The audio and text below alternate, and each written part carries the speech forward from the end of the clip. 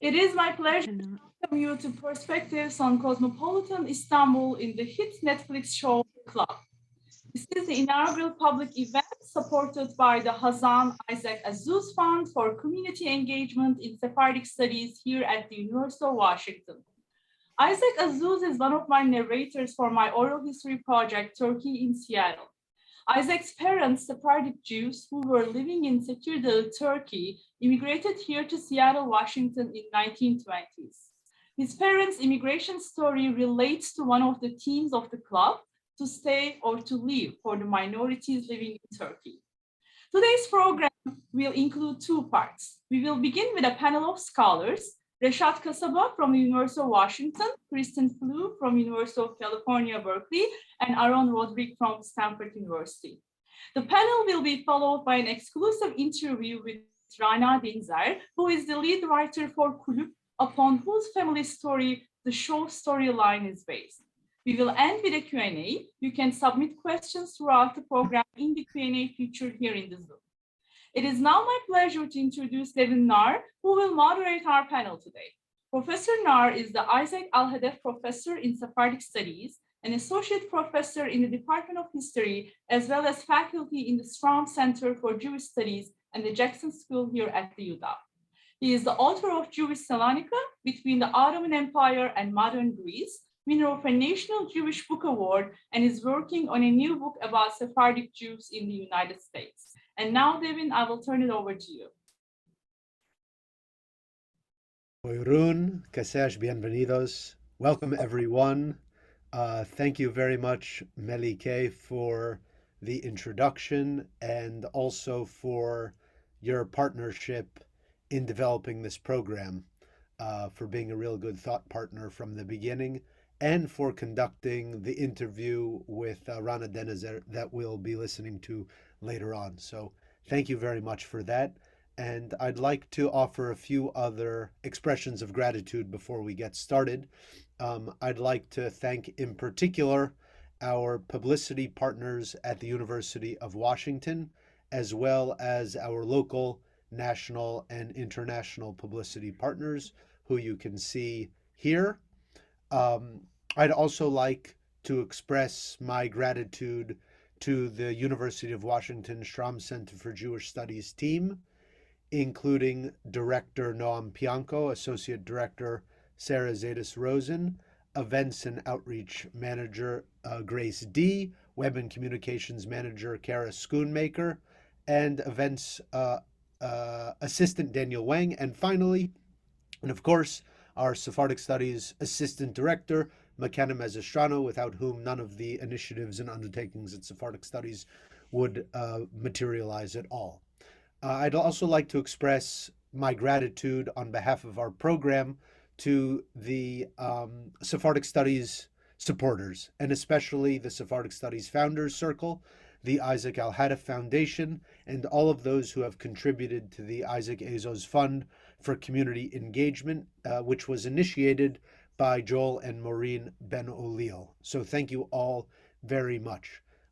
As Melike alluded to, today's program is particularly fitting to honor Hazzan Isaac Azuz, who has been a leader for many, many years in Seattle's Sephardic community, with echoes and resonances all across the country and beyond, in terms of his expertise and excellence in knowledge of Ladino culture and music and Sephardic liturgy. As Melike mentioned, his father, Jack Azuz, the son of a rabbi, was born in the Ottoman Empire, and he received his earliest education in a Muslim school in Yeniköy, a district in Istanbul, along the Black Sea. And Jack and his spouse Kadun, the daughter of Rabbi Maimun from Bursa, brought with them their Ottoman and Turkish Jewish culture to Seattle and imbued their son, Ike, with knowledge of and appreciation for that world that Hazzan Azuz himself has transmitted to future generations in Seattle and across the world. So to see the world of Jewish Istanbul brought to life, including snippets of the Ladino language, of proverbs, of songs, and of prayer on the screen in Kulüp, is no doubt a thrill for him and others like him, myself included. when Netflix first released the show, my inbox was like inundated with people writing me from all over the place, friends and colleagues excited about the show and wanting to know what I thought. And when I first began watching it, I too was enthralled, especially as I began to see people I know, friends and colleagues on the screen, like Karen Charjon, who is a Ladino singer, scholar, and the editor of Istanbul's El Amanecer, the only Ladino newspaper published anywhere in the world. And with Karen and other members of the Istanbul Jewish community involved, Kulüp seemed to represent a major departure from the way in which Jews have been depicted, and more often not depicted, in Turkish popular culture. It seemed like a turning point that required close contextualization and analysis, especially because so many people were watching the show without necessarily that broader kind of framework and knowledge. It became a hit in Turkey, but not only there. It's attracted audiences in Greece, in the United States, with many viewers exposed to Turkish Jewish life, and not only Turkish Jewish life, for the first time. Kveler, which is a popular American Jewish culture website, even recently proclaimed Kulüp the best new Jewish television series out there. So, as much as the show is about, or seems to be, centering Jewish characters in Istanbul, it also raises many other questions about history, about politics, about memory, about representation in the place, as well as the absence of non-Muslims in Turkey, historically and today. Given the ways that Erdogan, the head of the Turkish prime minister, has been so critical of Netflix in the past, the ways in which Kulüp engages with provocative and often taboo subjects is even more fascinating. So to help us understand all of the context, the complexities, and the contemporary significance of the show in the worlds that it depicts, we're fortunate to have with us three of the most prominent US-based scholars of the Ottoman Empire and the Republic of Turkey, each of whom brings their unique perspectives to the conversation. I'm really absolutely delighted and thrilled to introduce my esteemed colleagues who Melike already mentioned. I should note that my graduate students and some of my undergraduate students are reading scholarship by all three of you this term alone. So you're constantly part of my world, even if we're not having the opportunity to engage in conversation on a day-to-day basis necessarily. Reşat Kasaba is the Anne and Kenneth B. Pyle Professor in American Foreign Policy here at the University of Washington. He has taught undergraduate and graduate courses on the history of the Middle East for over 30 years. He has also served as the director of the University of Washington's Henry Jackson School of International Studies. He was in that role for 10 years, just concluding this past June, and it was in that capacity that he actually was responsible for hiring me. So thank you, Reşat, for that. My graduate students just had a really great conversation about one of his excellent books, A Movable Empire, Ottoman Nomads, Migrants, and Refugees. Christine Philliou is professor in the Department of History and director of the programs in both Modern Greek and Hellenic Studies, as well as Ottoman Turkish Studies at University of California, Berkeley. She is the author of two excellent books, Biography of an Empire Governing Ottomans in an Age of Revolution, and Turkey, A Past Against History. She's currently working on yet another book and is deeply involved in a digital humanities project that will reconstruct and analyze Greek Orthodox communities of late Ottoman Istanbul.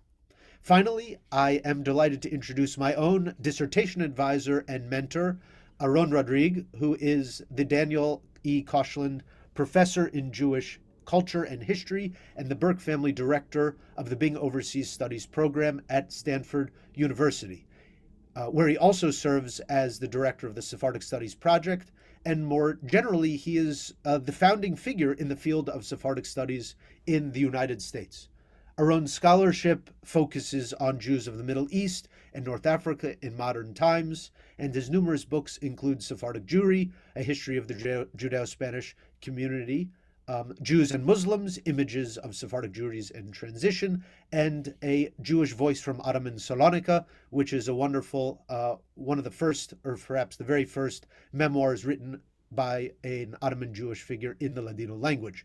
He was also awarded the honor of Chevalier de l'Ordre des Arts et des Lettres in 2013. So without further ado, I'd like to begin our conversation about Kulüp, about the show Club, which is situated in mid-century Istanbul, and it begins with a focus on Jewish characters, and eventually we will see the expansion and inclusion uh, of discussion of a variety of other characters as well.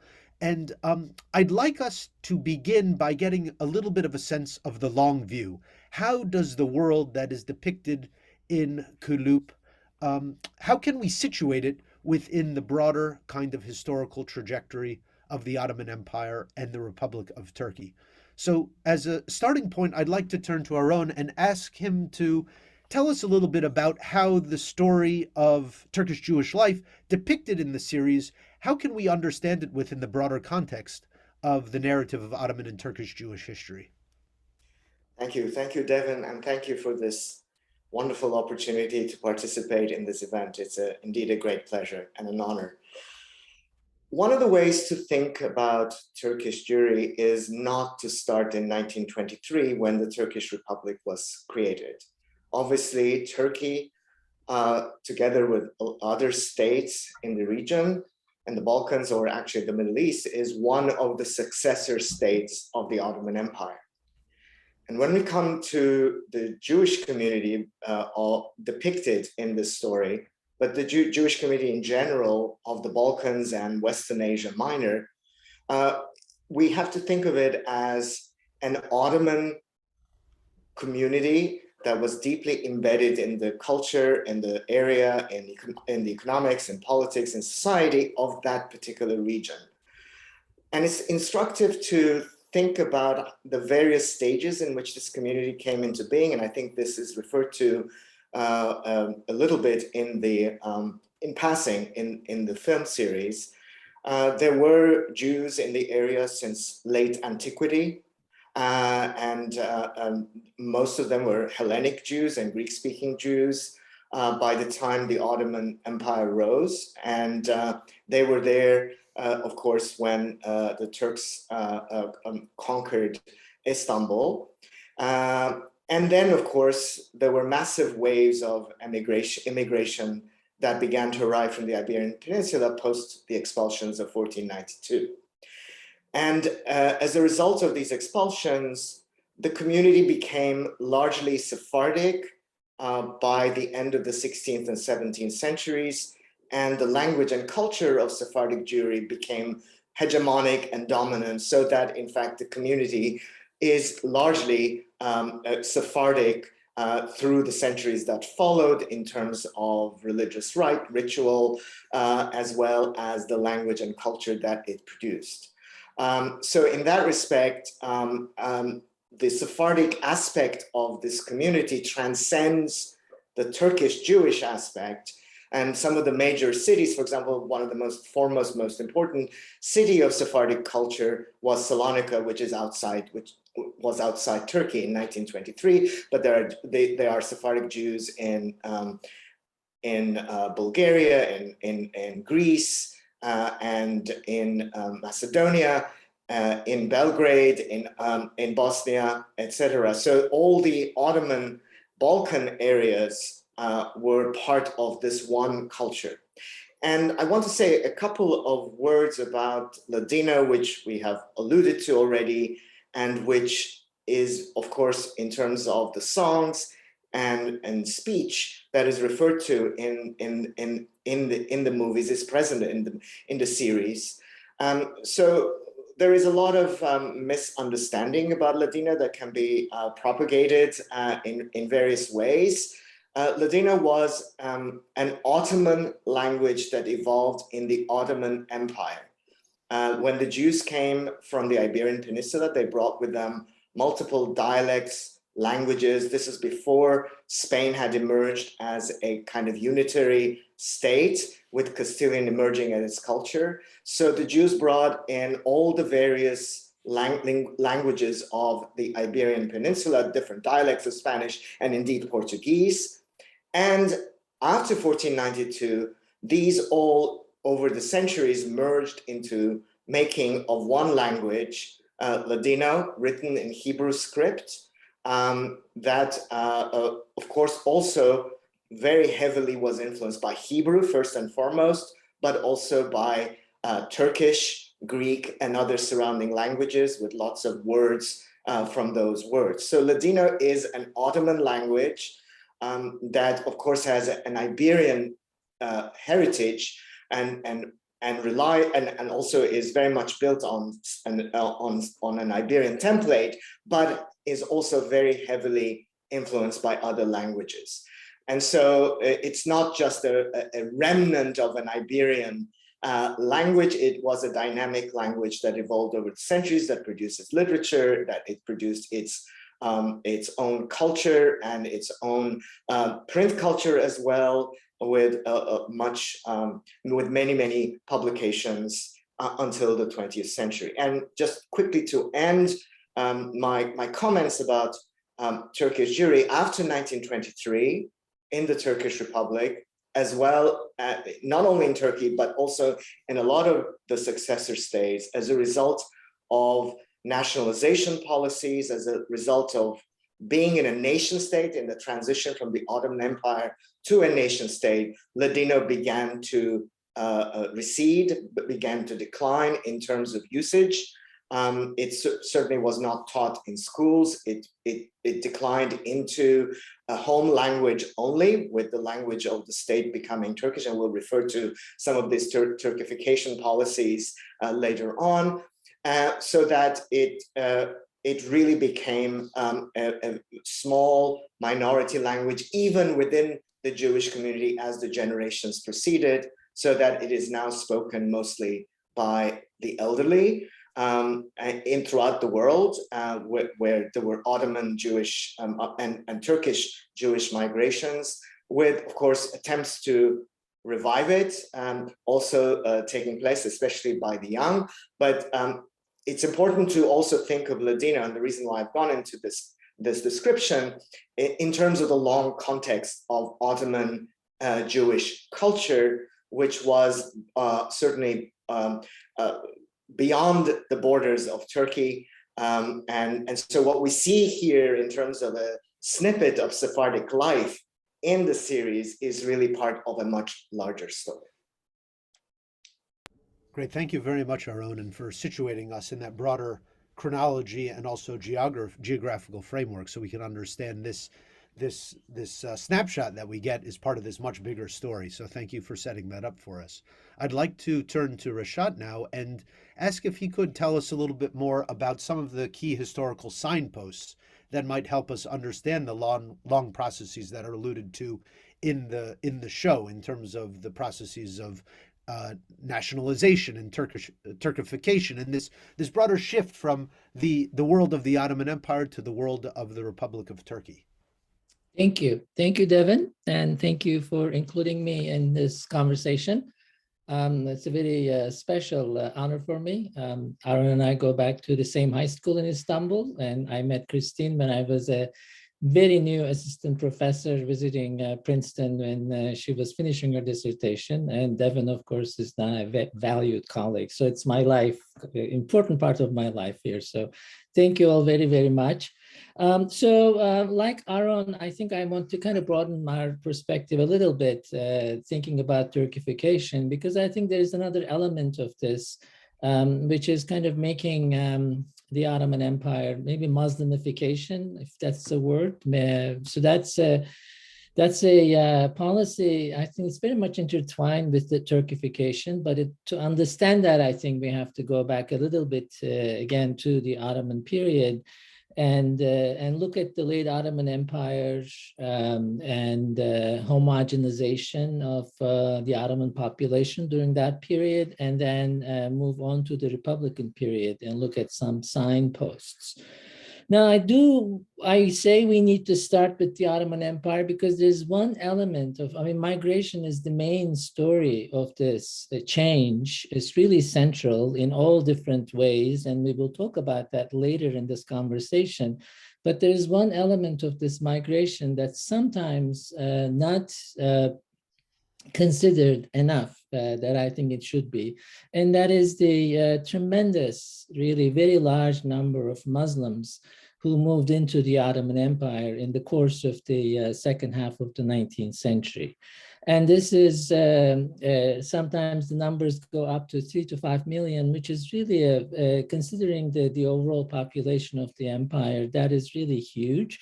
And a lot of this migration, not all of it, but a lot of it was related to Ottoman Russian policies. So it has some relevance to what's going on in Ukraine today also. Basically, it was kind of the two empires, their respective policies of Russification and sort of strengthening the Muslim elements, a kind of a parallel policy that reinforced, complemented each other in an interesting way. So that actually is a flow that continued. So throughout the 19th century, late 19th century, we do have these incoming Muslims, and then they were deliberately settled in different parts of, especially Anatolia, among Christian villages. And it is also a point that I think we have to, will come back again, which is the deliberate nature of this recruitment and settlement that happened.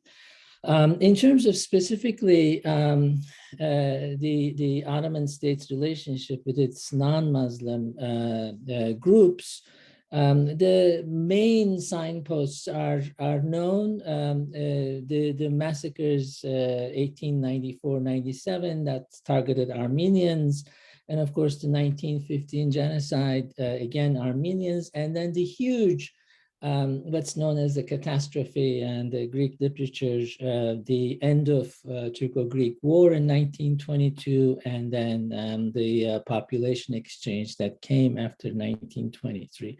So this is a huge, the story here is primarily one of migration. It's migration in and out, it's expulsion, but it's also a very important, of course, ongoing element of violence. And that is intertwined with this in the 19th century. And then another aspect of these policies, and it becomes much more pronounced in the Republican period, is the expropriation of properties. The Greeks and Armenians and Jews, and that is really the ongoing kind of parallel process in this imperial period up to the Republican period. Now, when we come into the Republican period, I think it becomes, migration is still an important element of this, again, to Greece and to Israel later on. But here there is also steady kind of policies of marginalization, harassment, that was used. And when I say marginalization, that is certain limitations in professions, in military, restrictions on the use of language or teaching of language, public kind of use of language, again, taking over properties, and of course, violence that came, with certain intervals. The pogroms in several cities in the European provinces, the Thrace, in Edirne and Çanakkale in 1934. The 1955 events we'll talk about, which is very important and central to the film, and then 1942 wealth tax, and then the immigration of Jews after the foundation of Israel, and again, the remaining Greeks in 1964 within the context of the Cyprus crisis. So it's the Republican period, in addition to continuing expropriation and violence, this is also a steady kind of ongoing harassment that was going on. And another aspect of this, and I think it's important to think about Istanbul and what happened in the mid-20th century. One policy of the Republican regime after in the 1930s and 40s was to encourage, well, I think encourage is one way of thinking about it, but to really move remaining Christians and non-Muslims from the interior into cities and especially into Istanbul. So So that is the sort of a longue durée, if you will. I mean, 100 years of history of changing, this major change in the composition of the empire. And the change is really, really remarkable. And just to give you two or three numbers, the percentage of non-Muslims, for example, in Istanbul went down from almost 56% to less than 35% in 1927. But in places like Erzurum, it went down from 31% to less than 1% in 1927. So the change really is numbers are really big and remarkable. Now, I want to say two more things before I finish this kind of general comments here. One is both in the Ottoman and the Republican period, I think the state policies is a very important part of this process. So it is, yes, I mean, there are, spontaneous violence and things of that sort that happen always. But I think there was so many examples of deliberate planned nature of these events. For example, with the wealth tax, the percentages varied from 50 to 70%. This was a tax that was imposed in 1942, ostensibly to tax the money that people were claimed to be making because of the wartime shortages and rationing and the difficulties that were going on in Turkish markets. This is World War II. But in practice, and it was supposed to be applied to all merchants and all commercial establishments, but it ended up being applied almost 80%, more than 80% of the wealth tax was imposed on non-Muslims. And as I said, the percentage was 50 to 70% of their wealth. And then they were supposed to pay this in cash in a very short period of time. It was basically a vehicle in some ways to get these properties and the very cheap, expropriate them. Because if you couldn't come up with the cash, then people were, as we saw in the film, were sent into Eastern Turkey to work in various road projects and things like that there. So, but there was this planned nature of all these events. The same thing is with 1955 pogroms that the film ends with. There again, the establishments were marked. The addresses were known. People were brought in to Istanbul from outside, and so that is one more thing about this, though. We say that it is a state policy important over a 100 years period, but of course the Ottoman state in the 1850s and Republican state in 1950s were very different in many ways. Their priorities were different. The world was different. They were thinking about different kinds of pressures. But I think the survival instinct, as it were, sort of the idea of how the Ottoman Empire could survive in the 19th century, partly by making it more Muslim and opening up to Muslim immigrants, and then how the new republic could survive in the 20th century, according to the leaders at the time, was by making it more Turkish and more Muslim. So there was similar policies, but of course the differences are also important. So I want to just stop here, and we can come back to some of these points and elaborate them. Great. Thank you, Reşat. I think you've given us a real nice view of this broader history and really helping us understand the way in which demographic changes are connected to state policies, not only of Turkification, but also the Muslimification of the demographics and sort of the image, not only of the Ottoman Empire, but of the Turkish state, which is directly relevant to this series because it does focus largely on non-Muslims. And I'd like to turn to Christine now and ask you if you could speak more broadly about what this transition from the Ottoman Empire to the Turkish Republic looked like from the perspective of non-Muslims in general, and specifically Greeks who there are some Greek characters that emerge in Kulüp, especially in the second installment, that are very central to the story. And maybe if I could ask you to comment on Armenians, and where are they or are they not in this show, and what does that tell us about the limits of representation? Great. Thank you so much, Devin, and thank you for the invitation to speak. It's wonderful, and it's an honor to be with all of you. I think I first met Devin at Aron's conference many years ago when you were still a grad student. So there's a chain here, a very nice one of conversations. So it's great to be here with you. So yes, this is actually rounding out perfectly what Aron and Reşat told us about. And I guess I'll provide some context about the Greek community of Istanbul, given this problematic, I guess, that together the Greeks, the Jews, and the Armenians, from a legal standpoint, both in the Ottoman state and in the Republican Turkish state, are considered in one larger category of non-Muslims. And yet, when we look inside each of these communities, they have very different historical experience and very different internal communal experiences and dynamics. And so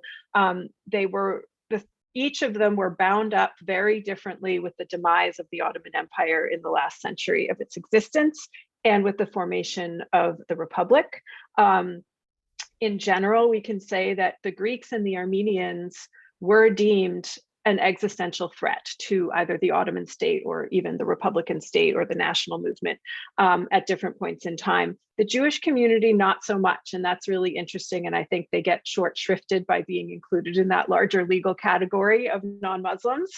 So the Greeks have a very special relationship to the city and to the empire and to Turkey. They feel a certain sense of ownership over Istanbul because, of course, it was Constantinople before it was Istanbul, and it was the Byzantine Empire, the Greek-speaking Byzantine Empire, or the Eastern Roman Empire before it was the Ottoman Empire. So there's that in the deep background here. Greece was also the only, a portion of Greeks were the only ones of the three communities to formally secede, and they were the first to formally secede and establish a state based on a national principle. Starting with the outbreak of the Greek Revolution in 1821, that was a prolonged conflict. 1830 was the establishment of the Greek nation, of the Greek state, ultimately a kingdom, and that was the first successor state to the Ottoman Empire, ushering in a century of devolution, dismantlement, right, crisis, and reform, as Reşat said. So the problem here is that only a fraction of Greeks, Greek Orthodox and or Greek-speaking people, ended up in this new Greek state in 1830. It's a very small portion of what even today is Greece. Most stayed in Ottoman domains. In the Balkans, in Anatolia, which Asia Minor in Greek parlance, and obviously in Istanbul. So we'll cut ahead. So the 19th century wears on and different states peel off. There's still this kind of these two poles of power, community, authority for Greeks, Athens and Istanbul. Right?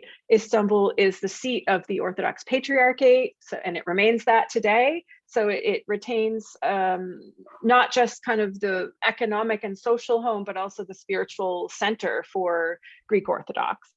Now, what happens next, which shapes a lot the experience of Greeks in Istanbul after the establishment of the Republic, is that the army of the Greek state, almost 100 years later, had established in 1830, now we're in 1919, comes to occupy, or in their view, liberate Smyrna in 1919 in the wake of the Ottoman defeat in World War I.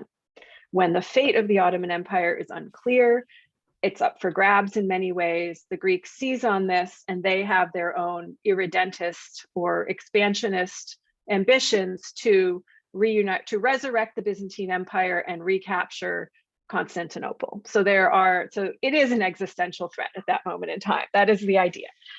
This occupation of Ottoman territory by the army of a former subject people was a major catalyst then for the mobilization of the Turkish national movement in 1919. This becomes the Greco-Turkish War, 1919 to 1922, which is also the Turkish War of Independence. So the Greeks are bound up in many and violent ways with the very formation of a Turkish nation and a Turkish nation state. As Reşat mentioned, the fire of Smyrna, of Izmir in 1922 is kind of the capstone, the grand finale and the disaster of the catastrophe of Hellenism in Asia Minor.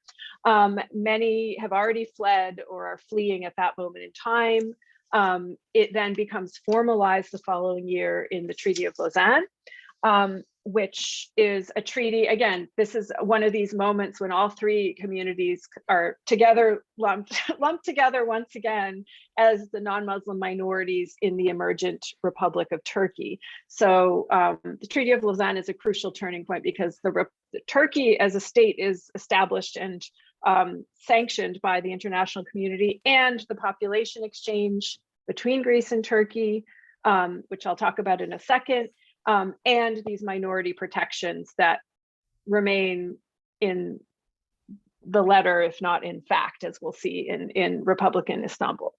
So the population exchange, more than 1 million Greek Orthodox, it's based on religion. So Greek Orthodox, whatever language they're speaking, and many of them were speaking Turkish, are forced to repatriate or go for the first time to Greece. And I think 600,000 to 800,000 Muslims of the territory that's Greece at that point are forced to go to Turkey.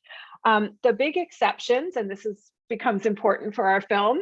The two exceptions, one on either side, are the Greek community of Istanbul, which was roughly 100,000 as it was defined at that point, and the Muslims or Turks of Western Thrace in Greek territory, roughly the same number, socioeconomically very different group, but there was that symmetry of number at least. There are many reasons for why this exception was made, and we could have a whole event about that probably.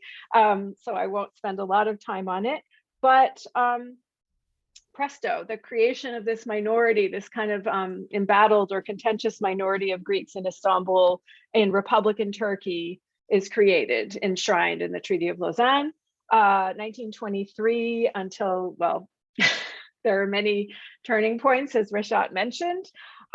They had a curious presence and absence in the city. In Republican Turkey, they were very prominent in a number of professions that were important to the economy, also in the entertainment industry. So not a coincidence that they chose a nightclub for the setting of this series. And yet they were invisible in a lot of ways in public life and in political life. So it was a tough predicament to be in. There were, again, as Reşat said, there were kind of waves of Turkification, really persecution in ways that, were psychologically very trying, because my understanding is that they were ways that wouldn't technically violate the Treaty of Lausanne, but actually in indirect ways were obviously working to put a lot of pressure, if not formally expel, whether it be Greek citizens who had been allowed to stay because they were present before 1918. So they'd been allowed to stay in the initial settlement of Lausanne. And so they could put new legislations about Greek citizens, or heads of families would have to leave for certain reasons. And then of course, then the whole family, all these kind of indirect ways of forcing people out and making their lives very uncomfortable. Now, the Varlık Vergisi, again, I think Reşat covered that. That's one of the big first turning points, obviously, this wealth tax, and we see that in the show, and the work camps in Ashkale.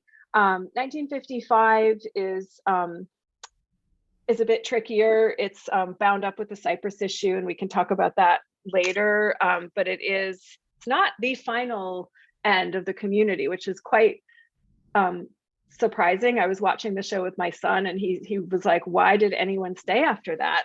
I said, it is quite amazing that anyone stayed after that, and yet they did.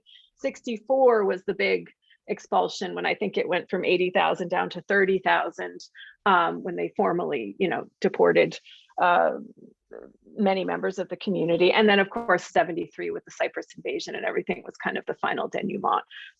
Where are we at today? Today, less than 2,000 Greeks, as opposed to, interestingly, maybe about 60,000 Armenians. And that brings me to the question of the Armenians and their experience of this past century. Very different. They did not have an outside nation state necessarily. They were, at the end of the empire, they were associated with Russia and accused of colluding with Russia in a wartime situation. But they didn't have an advocate. They didn't have a nation state advocating for them the way the Greek state sort of was for the Greeks. They were nevertheless exterminated in the Armenian genocide in the midst of World War I, 1915-16. So the timing was later than it was less prolonged and later and much bloodier even than what the Greeks suffered. Survivors were, the surviving Armenian community was covered under the Lausanne Treaty along with the Greeks and the Jews for minority protections. And yeah, today, roughly 60,000, they live with the trauma and they live with the stigma of that past. And they were also targeted in the Varlık Vergisi, and in 55, they're missing, all but missing from the series, which is fascinating. And I don't even necessarily mean to point that out as a criticism of the series, because I think the series does so much to move forward the processing of this history in Turkey. But it is important to note that there's maybe one cameo appearance of an Armenian character. It's not even touched. So we can see, and I mean, again, we're going to move on to the show now, but I just maybe as like a segue to that, we can see these different legacies reflected in the different ways that these communities are presented in the show. In a sense, the Jewish community, which had the least violent history in the Ottoman Empire and the Republic, is safer. And it's brilliant, actually, to organize a show that broaches these topics through drama that revolves around Jewish characters. The Armenians, where the legacy is still very much unprocessed and very painful, too much to confront, they're virtually missing. And the Greeks, as we'll talk about with the various characters, they're in this really interesting middle category where it's okay to represent them and to perpetuate certain stereotypes up to a point. Not fully, but it's somewhat tolerable to go a little further in representing them, and in even kind of representing them negatively, where I don't think the Jewish characters really get the bad rap that some of the Greek characters get in the show, and the Armenian characters are all but absent. So I think it's a beautiful illustration, actually, of the state of these communities and their legacies. Yeah. Thank you, Christine. I think you really summarized it there at the end, referencing for us the way in which this long history and the differential relations between the non-Muslim communities vis-a-vis the state, the proximity, the degree to which they were targeted for exclusion or violence, is maybe refracted in the show in very fascinating ways, so that in some ways it's maybe safer to talk about Jews, and it's still not really not quite there to bring in the Armenian story and the Greek figures somewhere in between. And so let's take that as a great pivot to talk about the characters in the show a little bit. And I'd like to return to Aron and ask him to tell us a little bit about the representation of Jewish life in the show, maybe with Matilda, who's the protagonist in some ways. To what extent, and this is the question I want to ask for each of the panelists, to what extent are the characters believable, and to what extent do you see them as representative? I mean, on the one hand, there has been a lot of conversation in the press about the breaking down of stereotypes, at least as it relates to Jews, that may not necessarily play out, as Christine already referenced, in relationship to other characters. So maybe, Aron, could you take us through your understanding of Matilda, and what does she represent in terms of the Jewish portrait of mid-century Istanbul? Please go ahead and unmute yourself. Thank you. Yes. Just very quickly, though, I want to mention one one issue, which is kind of a leitmotif in the series, and that is the issue of emigration of Jews. I think the whole context is really in terms of the Republic, because what really begins after 1923, when the Jewish population is about 80,000, begins to rapidly decline with waves of emigration, and most notably after the foundation of the State of Israel, even though, of course, there had been steady emigration even during World War II, 30,000 leave between 1948 and 52. And that's why, in fact, there is the constant refrain, and certainly in the first part of the movie, about people leaving, about passports, about references to all of that kind of thing, until, of course, this picks up in the following decades, so that there is now only less than 15,000 Jews left. So I think that's kind of a broader context where Matilda also emerges. Now, what to make of Matilda? Is she representative? Well, in many ways, of course, she's not representative. I mean, after all, this is a transgressive person in terms of representation. I mean, this is somebody who kills someone. As a woman, she breaks from the norms and has an affair before marriage. Also, relationship with this is very much an endogamic community where people marry within the community. She goes outside that. So I think that there is a gender dimension of this, where the women are the transgressive figures, the two main characters, Matilda and Rachel. So I think that's kind of very interesting take. But of course, it's not that unusual for women to be focused on as the sites of transgression of norms. But at the very same time, we see her lighting candles. We see her actually coming back into the community. Interestingly, I mean, the whole focus on the orphanage, which is a major site of communal philanthropy. These are people who are almost marginal to the community, but they are actually within it at the same time. I think the depiction of the community, instead of being ostracized, I really noticed that as a major kind of issue. She is welcomed back into the community. I find that really very interesting. And the community therefore takes care of her in some ways. Initially, we see quite a lot, especially in the first part of the community.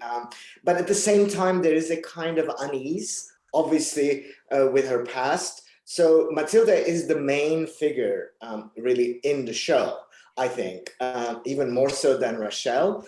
And she kind of is an interesting figure, which is both in some ways representing some communal aspects of an all-encompassing community that takes care of its own, but at the same time is outside the community. And also another thing that we shouldn't forget about, there's a class element here.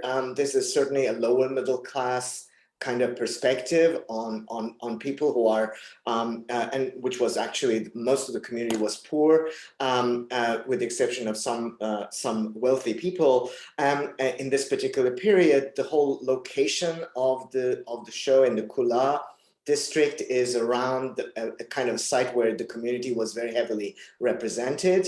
And it's important to also realize that with the working in a club, a nightclub, is not something that would have been quite acceptable for women in a very kind of gendered way in which these things would be looked at. So in many ways, I am fascinated by the way that both the figures of Matilda and Rachel are both inside and outside, and I think it's beautifully done from that point of view. That's fascinating, Aron, because in some ways the Jews are also, in general, where do they fit in the broader framework of Turkey? This inside and outside, maybe possibilities of opening, but also exclusion is refracted in these Jewish characters. I'd like to turn now to Reşat and ask him to comment also on, I think, Ismet. You were going to tell us a little bit about your thoughts on Ismet. Could you tell us, remind the audience who Ismet is? Is he a believable character, and what does he, what does he represent? Yes. Well, I think I think for the Turks who saw this show I think it's very believable. I mean, there is a character like that in many popular films. But at the same time, when I was thinking about it, I realized he's a central figure. Obviously, he has this affair with Rochelle, and he's in and out. He's there. It's not clear if he's angry because when he finds out that she's not Muslim. But then again, I mean, after seeing the 2 seasons, I realized that I don't really understand him very well. I mean, he does things that are very kind of unpredictable. You expect him to be at some point get really violent, but he doesn't, not to the extent that you would expect sometimes, I mean, building up to it. And then I started thinking about it. I mean, I think he's probably in his early 30s, you think? I mean, that's what I think. So which means that he was born in 1910s, maybe during the war. So he is actually not far from my father's generation, a little older, but not far from my father's generation. And then when I started thinking about it, I think that generation, you can divide them in kind of several groups. I mean, there was, of course, the leaders who bridged the gap between the empire and the republic, and they continued to play various roles as intellectuals, as writers, as politicians. And Christine's new book is a very good example of one such character trying to kind of come to grips with this really thing that's happening all around them, but they also have a role in it, either commentators or politicians, as the soldiers, and some of them went on to become leaders of the new state. And then there are people, I mean, my father's generation was more of a, you know, kind of first generation of Kemalist, educated, enlightened people who went on with various things really to build the new state. I mean, they're really believers, almost like missionaries of this Republican project. And I think it's met, there's one thing, it's met, of course, he's more of a, you know, he's a taxi driver. So obviously his background is more modest. But there's one thing that's common between him and my father's generation, I think, and that is the not really knowing exactly, understanding this new environment. I mean, I don't think not having been exposed in schools or, you know, anywhere to this history, not being familiar with what happened, either with Greeks or Jews or with Armenians, or knowing bits and pieces, and sometimes knowing and not knowing people. I think that really,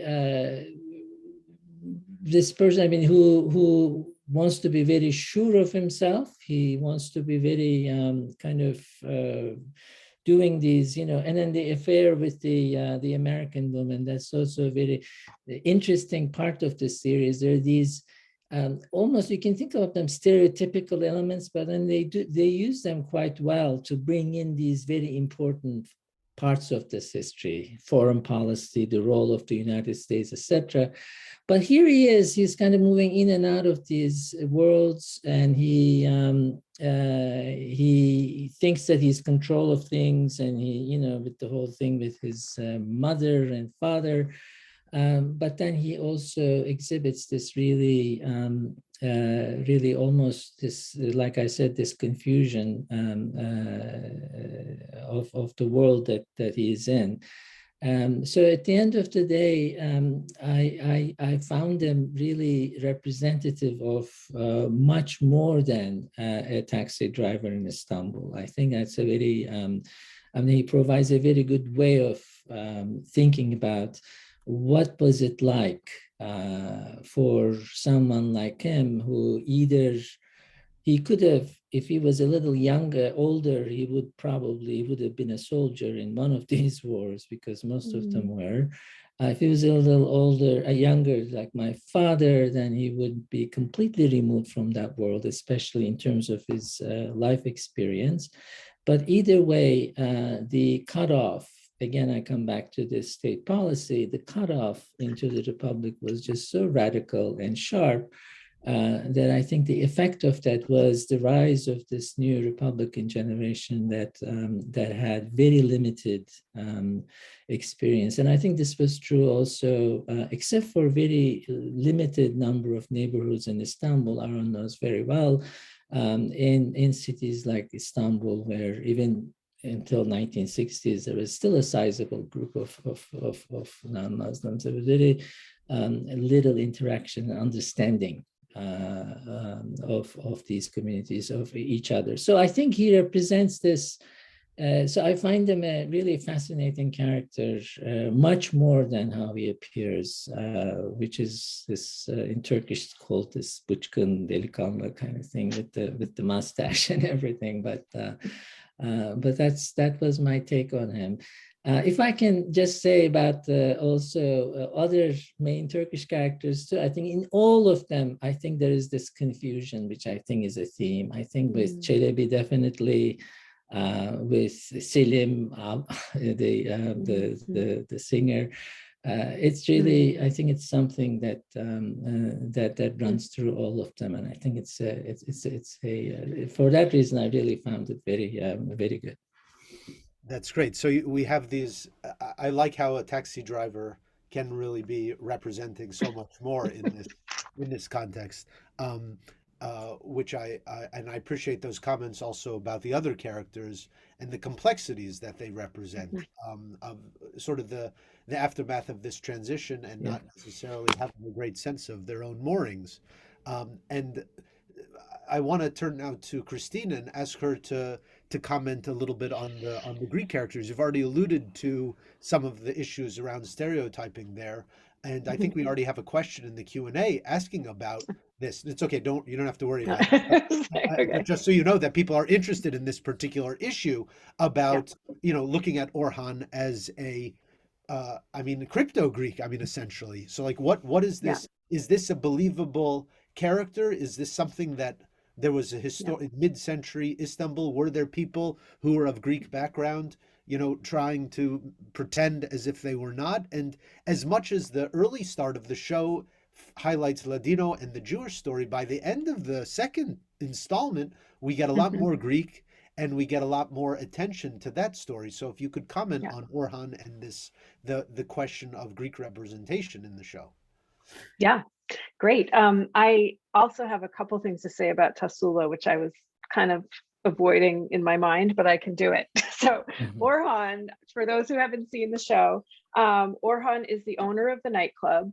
And he kind of midway through the series, as the Turkification steps up and the pressure from the Turkish Businessmen's Association, I think it is, to lay off the non-Muslims, he does that, and he's quite zealous up to a point. You can see he's a little conflicted about it, and you come to find out, again, sorry to spoil it for those of you who haven't seen it, but it's important. I think he comes to be revealed by his own mother, who has dementia and reverts to speaking her native language, which is Greek. He then gets outed by his mother, basically, as being a Greek in disguise. And then after one of his boss does an investigation and finds out that he, or puts a detective on it and finds out that they had been in Smyrna, in Izmir, and left in 1922 after the fire when he was about 9. So he's of that same generation that Reşat's talking about, I guess, born in the 1910s.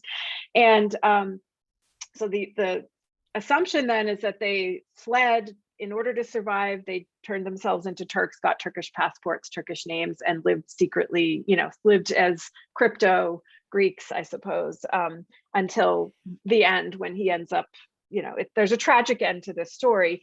Is it representative? I think it actually, well, I have heard of women.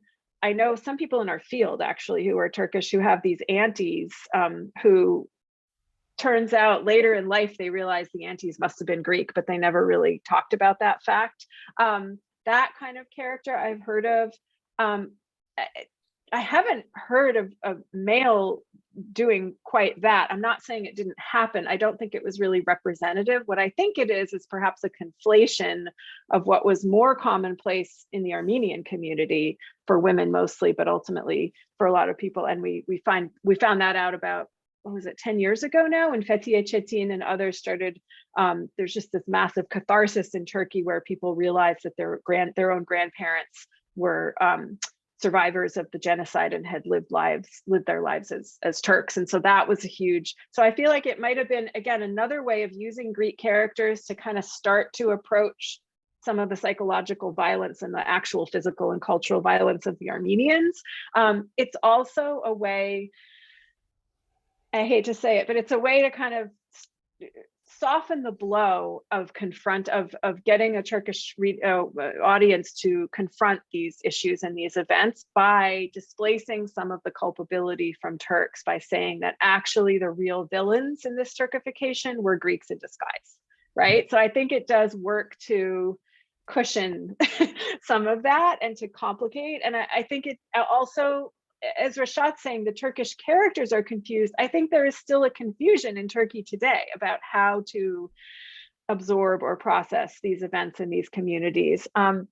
Tasula being another example, and I think she is, she's a friend of Aysel Rashel's, and gets raped at a few different points, like everyday rape by her boss earlier in the show, and then savagely raped in the context of these of the riots in 55. And is it representative? I mean, sure, there were Greek women who worked at these nightclubs. There were Greek women who were unattended by patriarchal figures in their families, I'm sure. But I think more importantly, it shows the extent to which it's still okay to dehumanize Greeks in Turkey today, and especially women, right? That you don't really get a sense of her humanity. You kind of feel a little bad for her. She's a victim, but you don't really get to look inside of her life and why she's in that position. Whereas for most of the other characters, they are humanized. And I feel like it is, again, a sign that it's still okay to dehumanize up to a point. Exactly my point again, you don't bring an Armenian character in to dehumanize because that's still too dangerous to even do that. But with the Greeks in that middle category, you can have such a character. So that would be my take on the Greek characters. That's fascinating. Thank you, Christine, for giving us some insight into that question of representation there. We're running short a little bit on time, but I do want to give each of the panelists, before we move on to the interview with the writer, and then Q&A after that, to give us a little bit of a sense of their take on the significance of the show today. Like, what does it mean? We're 70, 80 years later after the events that are depicted. If we, the sort of the bookends of the story are 1942 and the Varlık Vergisi, the capital tax on non-Muslims, and 1955, the riots in Istanbul targeting non-Muslims and especially Greeks, but not only Greeks. We're 70, 80 years later.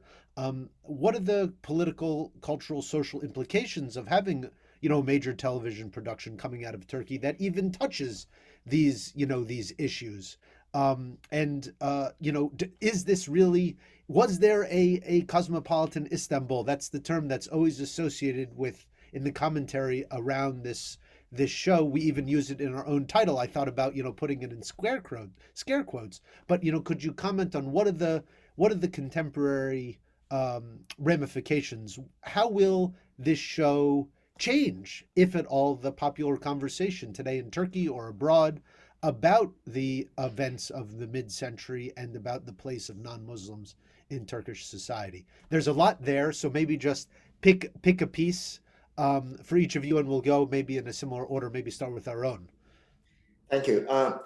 Well, I just want to comment on cosmopolitanism. I do think that this word is misused or used in a very elastic way, and I think cosmopolitan can mean so many different things. It has its place in philosophy and political theory. It has all kinds of implications, and indeed, but in popular parlance, and this is the way that is now used, it really refers to a multi-ethnic, multilingual kind of setting. Of hybrid mixing together, but also and so in that respect, it's extremely it's not precise. It also can lend itself to all kinds of misperceptions. I think in terms of what we're really referring to, I think what has been lost in some ways, what you've been referring to, is a kind of a multi-religious and multilingual setting. I don't want to really go into cosmopolitanism as a kind of concept here, because I use my words carefully, because of course multi-ethnicity is not lost, because Istanbul remains multi-ethnic, but it's multi-ethnic among Muslims. What was lost were the non-Muslim, what has disappeared, all but disappeared in very small numbers that really remain, is really the old non-Muslims, non-Muslim groups of the Ottoman Empire. So, and perhaps also a certain popular multilingualism that used to be so present. But I would not go so far as to say that Istanbul, if we are going to talk about the city, but also Turkey as a whole, is not multi-ethnic. I think it's important not to lose sight of that fact and not conflate ethnicity with religion, because of course Turkey is a multi-ethnic state, but it really is a Muslim multi-ethnic state. So I just want to really make that comment there and really tackle the issue of cosmopolitanism. Great. Thank you, Aron. Maybe, Reşat, how would you like to address that question? I mean, do you think that there are, in terms of the contemporary resonance, I mean, is there an implicit or explicit comment here about the Erdogan's government or the regime or the current moment in Turkey, or how do you think about the contemporary resonance or the impact of the show? So in some ways, the show, of course, is important because it really leads to conversations like this, which really extends not only to, small group of scholars and academics, but with people who have personal experiences or interest in this issue, and through these kinds of fora, of course, all kinds of things can come about. And so in that sense, I think it is a remarkable thing that the producers have done, and I think it is important. But in terms of its broader significance, I'm also a little bit hesitant, like Aron, to expect too much in terms of what kind of impact this show will have. Really, I mean, what we're thinking about is Turkish politics, really, because that's where these things are really shaped and controlled in many ways. And on that level, I think this it's easy to see this as a historical drama, and for many people who watch it, it can also be seen as something that's very not related to their lives even. And personal interests, personal stories are quite interesting to watch, and that's very well made. But it doesn't really, as long as the issues that are touched upon are really, examined more thoroughly, and that would have to be done in places, in addition to Netflix, in places like schools and everyday life, etc. So as long as that's not done, I think this is also maybe limited. I mean, it is possible to read, because this comes also right before or along with Turkey's new opening to Israel and repairing some of its relationships with neighbors, with Europe, with the United States. But I think that might also be reading too much into it in some ways.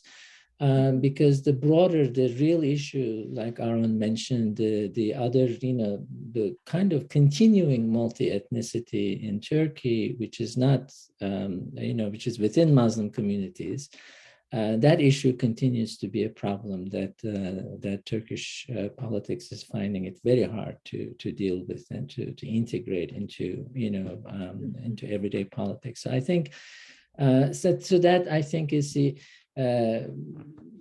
I think that's how I think about it. I mean, I personally, I'm very happy that I'm able to talk about these things and think through them, but its broader consequences might be somewhat limited. Great. Thank you, Reşat. And maybe for Christine, how would you address the contemporary significance of the show, and maybe also what does it mean from the perspective of Greeks in Turkey or Greece, or Greeks in diaspora today? Yeah, that's a great question. And I know it has been quite popular in Greece. I don't have the numbers, but I know that there are a lot of Greeks that have watched it and really liked it a lot and were kind of shocked at what has been made by Turks, because there have been many films made by Greeks in Greek about these events. Very mournful, very internally focused, very I don't like self-pity. I mean, they deserve self-pity is justified in this case, but not outward looking. And I think A, to be seen by Turks, B, to have the Jewish experience alongside, because I think that's a revelation in and of itself, that Jews were there and they were experiencing something approximating this kind of persecution, albeit differently.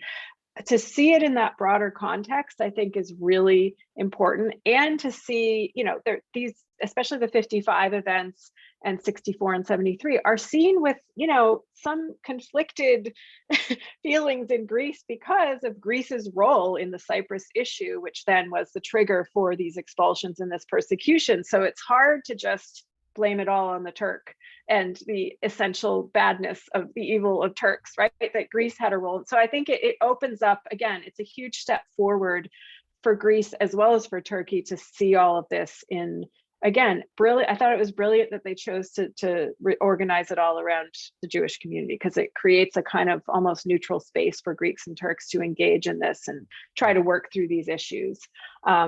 So yeah, there's a lot more to say, but I'll leave it at that. Okay, great. Thank you, Christine, and thank you to all of the panelists for your insight and your observations, both giving us the broad historical perspective and also putting on your cultural critic caps as well, and giving us your commentary on the characters and on the broader significance of the show. I'd like now to turn it over to Melike to present for us the interview that she's conducted with Rana Denizer. And then afterwards, please stick around. We have a lot of great questions already up, but if you have other questions, stick them in your Q&A and we'll try to get to them afterwards. And Melike will moderate the Q&A for us. Thank you. Time for Q&A. We have a great crowd. We have 23 questions. We will be able to answer only a few of them as we don't have much time left. I'm going to start with Stefan Papaino's question. Stefan says, I'm in the midst of the show, but I'm finding interesting how intensively and with what familiarity the non-Muslim characters interact with one another across ethnicities. As panelists have noted, the Ottoman and then Turkish states typically viewed these groups legally, most importantly as non-Muslims, non-Turks, but the show in effect portrays them in some ways as identifying together with almost a kind of group identity as non-Muslims, a mirror image of the state's treatment of them. I am more familiar with the situation in the late Ottoman Balkans than specifically Istanbul, but this aspect of the portrayal would have been unrealistic there. I was wondering if panelists could comment on the portrayal of this, in some ways, sense of commonality among minority groups in 1950s Istanbul. So this is the question for all panelists. Could I take a stab at it? Yeah, go ahead, Christine. Yeah. I was just thinking that in Republican Turkey, it's a smaller and more compact minority in Istanbul, let's say, and that I'm thinking of the schools like Saint Benoit. There were a number of schools, Galatasaray, right, that non-Muslims would have all gone to, separate from the communal, the Greek. There were Greek high schools, but there were also these other high schools. That would be one space, I think, in which non-Muslims would have, and I know there were friendships and there were business partnerships with Turks and with non-Muslims as well. So I think that's not unrealistic. That part of the show is that would be my hunch. I know we have a few people in the audience who are from the minority. Maybe they could also tell us their experience. But. Thank you, Christine. Do we have other panelists to comment on this question? I would like to say, I think as Christine said, obviously, there were many areas of mixing together and friendships and business partnerships. But it's hard to say that there was a sense of all non-Muslims together having one particular set of circumstances in the 50s. I do think that some of this emerges much later in contemporary period when it comes, for example, to religious foundations and the Vakıf issues and all kinds of other things currently. But it's my impression that even though in the social arena there is a lot of mixing and friendships, I think the communities are still very separate and very much involved with their own particular perspectives and affairs. And I don't think that one can really talk about a common non-Muslim identity. I think the whole history of these communities in the past, even though there is a lot of mixing in the social area, did not particularly foster that as it was inherited from the past. Thank you, Aron. Professor Kasaba? No, I think I don't. I agree, and I mean, just there is certainly no, rigid separation of ghettos and things like that in Istanbul. But I think the interactions, through schools, through some businesses, neighborhoods, apartments, like Rana was mentioning, I'm sure on a day-to-day basis there were a lot of interactions, but there was also, I think, communal separation. I think in the 20th century, I think also came as a result of this constant harassment that Greeks and Armenians and Jews were subjected to, direct and indirect. So, thank you. Another question from Jakob Daniels. He says, I have a cynical theory that I hope panelists will disagree with. Might it be that such a show is possible in today's Turkey only because non-Muslim minorities have become so insignificant? Something like the situation of Native Americans in the USA or Jews in Poland, both of which are objects of interest in popular culture.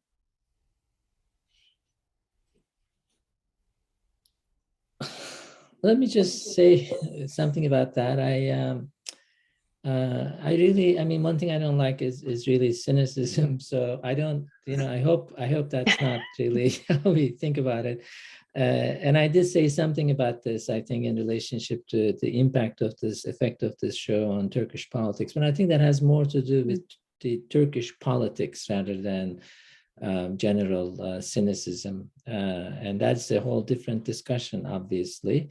I feel, even if it is small, but I think it is remarkable that you have a show that Christine said is very popular in Greece.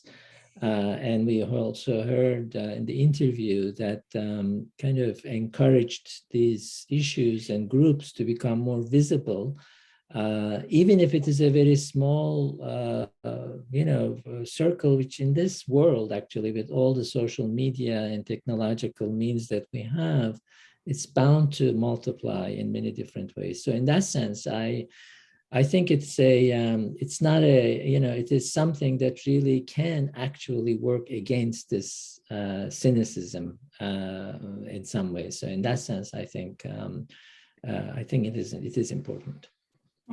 Thank you. Mark Greenspan is asking, can you comment on the way the show ended, everyone in the club around the table? Do you think this was meant to be a feel-good ending, but not realistic? If I may address it, I think this has been picked up by many commentators on the show. I think it is very unrealistic. It's simply not very believable that at the height of this real major riot and essentially pogrom in Istanbul, then the people, and while all of that is happening, would get together in this moment. I think it's a kind of, as we saw in the interview and was mentioned there, it's kind of an aspirational aspect of like what to open up towards the future. If anything, I think Christine made a brief allusion to it at the very beginning. the first reaction would be to leave after that. And indeed, that is exactly what happened. I mean, you know, if that's really happening, it can happen again. It's a deep sense of insecurity, no guarantee about the future. So the realistic, what actually happened and what would be realistic is not a getting together, but is really disentanglement and leaving. So I take it as a kind of an aspirational ending, a kind of hoping for a future of being together rather than at that particular moment anything that would reflect reality. Thank you. Holly Baum asks if anyone would like to address the essential and ongoing conundrum that is created by the nation state that is based on the homogeneous ethnic and religious culture and marginalization of those who are not part of the essential group, how that impacts the contemporary world, including Israel.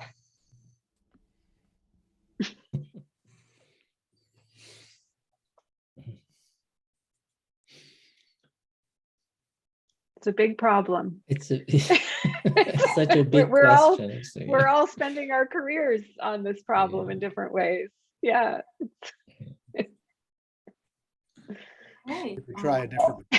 Maybe, you know, maybe one, it's not a response to the question. I think one thing that came across both from the film, but also especially from this discussion, is to really not to think about these things as one, you know, one model fits all and broad generalizations, even with the historical context of Ottoman Empire and Turkey, is to be really conscious of immense diversity in experiences and times and places. So I think that is really, that's something to keep in mind. Thank you. One last question from Barış Tuğrul. He says, Merci mucho por este programa maravilloso for Professor Aron Rodrigue. Aron Rodrigue has underlined the decline of Ladino language among the community members on Turkey, and Professor Kasaba has pointed out some of the state policies on non-Muslim minorities. Among the Sephardic Jews today, there is obviously a generational rupture in terms of language. When is the historical breaking point, in your opinion, that provoked this rupture? For example, is it possible that Istanbul pogrom or property tax cut the transmission of languages towards upcoming generations so they could get better integrated as Turks? Well, thank you for this question. I do not believe it is the 1955 affair or the wealth tax that is significant here. I think it's really the emergence of the Republic, the compulsory education of all citizens in Turkish language schools, the disestablishment of Ladino as a recognized language in those schools, in the communal schools, and also, frankly, also coming from the community itself. After all, they're in a new setting. They have to be part of the new nation state. And once you have mass schooling in the language that is being promoted by the state and the education, and very few alternatives, then what happens to Ladino is all too predictable, and that's what's happened to a lot of minority languages in many other states. A language without a state behind it and an educational system behind it cannot survive long. It retreats to a home language. It stops being a language of transmission and literature, and then eventually it atrophies. And that is precisely what happens. So I think these events are sort of connected to some extent at the broader context of how there is a nationalization of property, of nationalization that is taking place. But I do think that ultimately, again, to come back to the question of the nation state, it is within the logic of the nation state, unless it is configured in a very different way, to be monolingual. And with exceptions, of course, there are exceptions in the world, but for the vast majority of nation states, that is within the logic of it. And that's happened to other Jewish languages, but other minority languages elsewhere. So I would identify really to the very beginning of the Republic and the whole educational system. as well as, of course, in some ways, the community itself had to take actions in that regard itself. So it's a long process that goes back to the very logic of the nation state itself. Thank you so much, Professor Rodrigue.